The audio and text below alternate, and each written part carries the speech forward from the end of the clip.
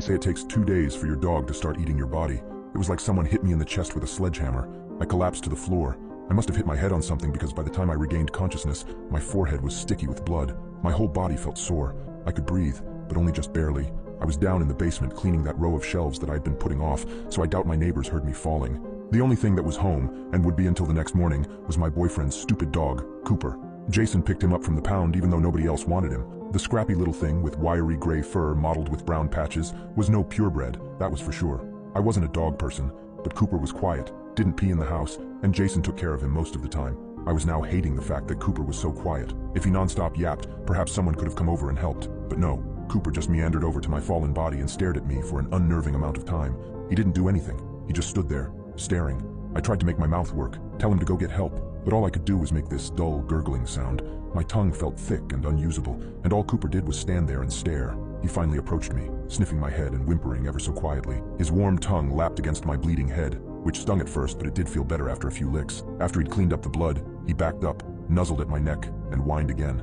I wanted to beg that dog to start howling, making a bunch of noise, and somehow alert our neighbors that I was in trouble, but I couldn't do anything. I just had this scrappy little mutt to cuddle me as I lay there. Minutes ticked by. I could see the clock on the wall moving ever so slowly. I had to wait until Jason came home, I figured. He was going to be home tomorrow morning. I could last that long, right?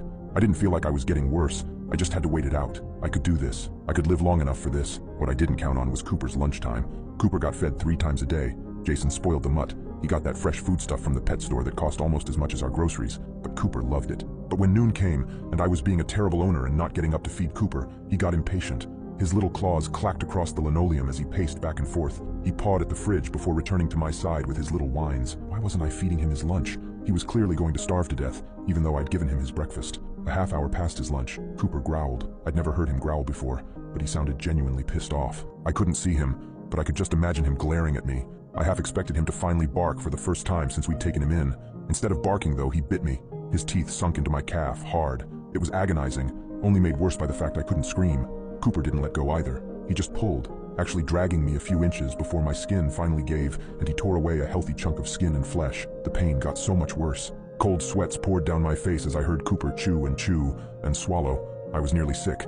At least I wanted to be. That stupid dog just ate part of my leg, and he clearly liked it as he went back for seconds. Thank God I passed out from the pain. By the time he had eaten his fill and I was back to being alert, I could feel him licking the gaping wound, as if it would make it better. Or perhaps my blood was just his dessert course. I couldn't look behind me to see how bad the damage was. I just knew it hurt, but I didn't know how much worse it could possibly get. Dinner time rolled around. I spent my afternoon drifting in and out of consciousness, but when I heard Cooper growl again, my body forced me awake. I wanted to smack him. Any other day I could have